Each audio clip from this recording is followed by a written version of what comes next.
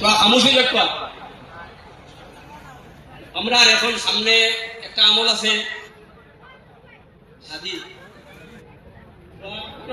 মেহমানে হইছুন আমরা সবচেয়ে বদতরিন যে বিষয়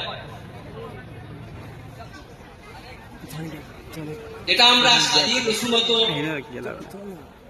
শাদির কারণে যে বেজা খরচ করি আমরা আল্লাহর দেওয়া মাল ইটারে খরচ করবার সবচেয়ে খারাপ জায়গা হইল এইটা বিয়ার কারণে যে খরচ বেজা হয় এর থেকে বদতরিন খরচ দিতে পারি